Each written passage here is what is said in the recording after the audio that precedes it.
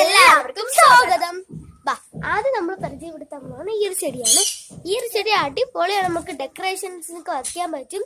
അത് നല്ല അടിപൊളിയാണ്. നമ്മൾ ഏതാണ്ട് തെങ്ങില്ലേ, അതിലെ ഓലയില്ലേ, ആ ഓലയെ പോലെയാണ് ഇത് ഇരിക്കുന്നത്.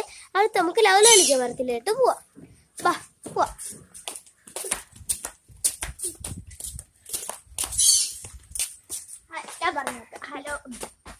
ഹലോ ഗായ്സ്, ഇന്ന് ഞാൻ ആ ഇലയെ പറ്റിയാണ് ഞാനിവിടെ പരിചയപ്പെടുത്തി തരാൻ പോകുന്നത്. ഈ സാധനമാണ് അത്. അപ്പോ ഇത് നമ്മൾ ഉപ്പിലിടാൻ ഉപയോഗിക്കും, പിന്നെ അച്ചാറിടാൻ ഉപയോഗിക്കും, അല്ലാതെ ചോറിൻ്റെ കൂടെയൊക്കെ തിന്നും. പിന്നെ അല്ലാതെ നമ്മളല്ലാതെ ഇതേപോലെ പഴുത്തത് ഉപ്പിലിട്ടൊക്കെ നമ്മൾ തിന്നും. അപ്പോൾ നമുക്ക് അടുത്ത ഇതിലോട്ട് പോവാം. അടുത്തത് മണി പ്ലാന്റ് ആണ്.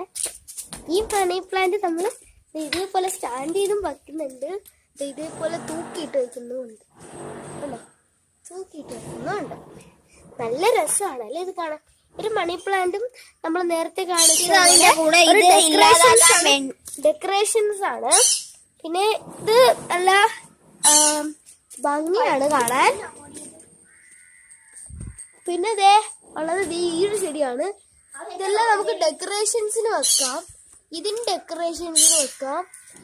പിന്നെന്താ, ഈ കാണുന്ന എല്ലാ ചെടിയും നമുക്ക് ഡെക്കറേഷൻസിന് വെക്കാൻ പറ്റുന്നതാണ്. നിങ്ങൾ ഇത് ഫുള്ളായിട്ടൊന്ന് കണ്ടു നോക്കേ.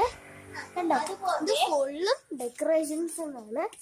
ഇതും അതുപോലെ ഇതും ഈ രീതിയിലെ ഒരു ചെടിയാണ്.